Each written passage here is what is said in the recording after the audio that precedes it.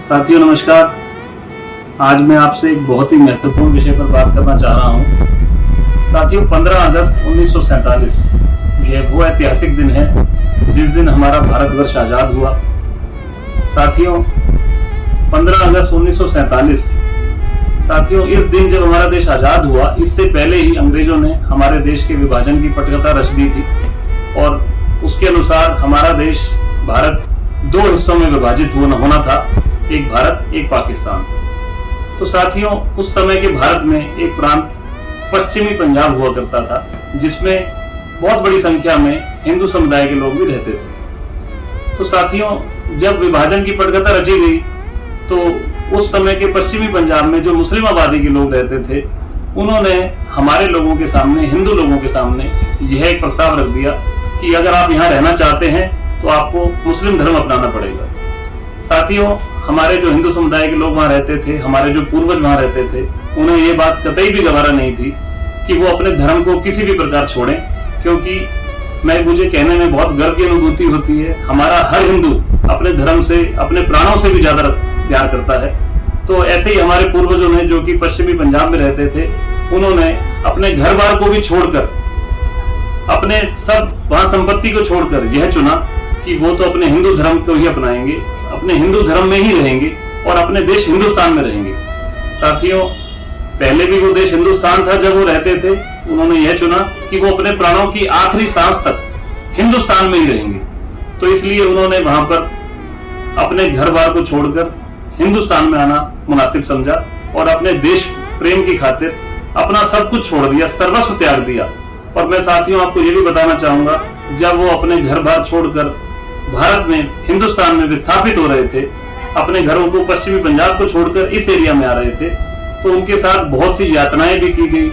कुछ असामाजिक तत्व मुस्लिम समुदाय में ऐसे थे जिन्होंने उनकी बहन बेटियों की इज्जत भी लूटी। साथियों मैं आपको बताना चाहूंगा, ये इतिहास साक्षी है इस बात का कि जिस ट्रेन में हमारे लोग वहां से जब अपना घर बार छोड़कर हिंदुस्तान में इस एरिया में आ रहे थे, तो उनकी ट्रेनें जला दी गई। साथियों उनके साथ वो यात्राएं की गई धर्म परिवर्तन करने के लिए कि अगर उसको कोई अगर आज याद करता है तो उनके रोंगटे खड़े हो जाते हैं। साथियों मैं आपको यह बताना चाहूंगा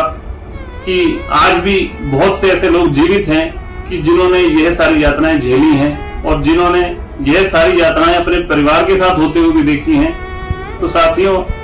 बहुत टाइम से, बहुत लंबे समय से, जब से हमारा देश आजाद हुआ,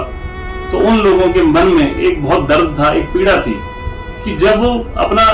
हिंदुस्तान को चुनकर, अपना सब कुछ छोड़कर यहाँ पर आए, अपना प्रांत चेंज किया, उन्होंने आजाद हिंदुस्तान में रहे,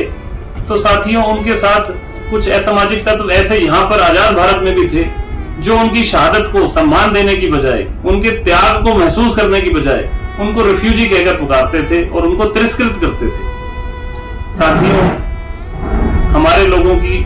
जो विस्थापित होकर आए, उनकी सरकार से एक बहुत टाइम से, लंबे समय से अपेक्षा थी कि उनके त्याग, बलिदान और उनके इस सब जो अपने देश से और अपने धर्म से जो प्रेम था, उनको सम्मान मिलना चाहिए। उसके लिए हम सरकार से बहुत लंबे समय से मांग थी कि जो विस्थापन का दर्द हमारे उन लोगों ने झेला जो कि पश्चिमी पंजाब से आए थे, उनको सम्मानित किया जाना चाहिए। तो आजादी के 75 वर्ष के बाद हमारे देश के लोकप्रिय प्रधानमंत्री माननीय श्री नरेंद्र भाई मोदी ने लाल किले की प्राचीर से करी कि 14 अगस्त का दिन विभाजन विभीषिका स्मृति दिवस के रूप में भारतवर्ष में मनाया जाएगा। जैसे ये घोषणा उन्होंने करी, हर उस व्यक्ति के माथे पर जिस पे पीड़ा की लकीर थी, उसका यह सारा पीड़ा 1 मिनट में दूर हो गई और उनके मन में उत्साह आ गया कि हमारे देश के प्रधानमंत्री ने हमारे उन देश के वीरों का, जिन्होंने अपने देश की रक्षा के लिए, जिन्होंने अपने धर्म की रक्षा के लिए, जिन्होंने अपने हिंदू धर्म से प्यार के लिए सब त्याग किए, आज उनको सम्मान मिला जिसके वो सच में हकदार थे। तो साथियों मैं आप सबसे आज ये बात कहना चाहता हूं कि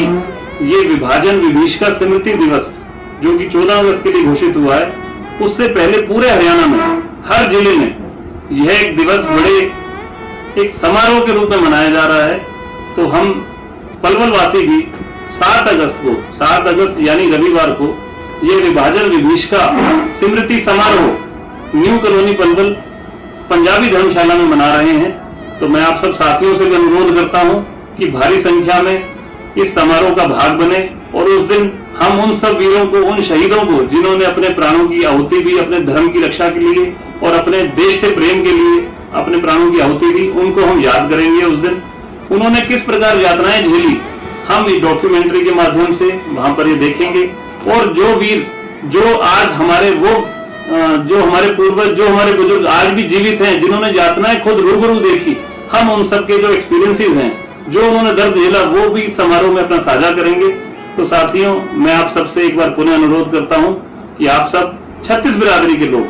सब समाज के लोग इस समारोह में अपनी भागीदारी करें, जिससे कि हम समाज में उन सब लोगों को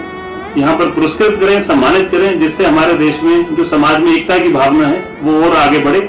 इस आह्वान के साथ, इस अनुरोध के साथ मैं राजीव कत्याल आपका बहुत बहुत धन्यवाद करता हूँ।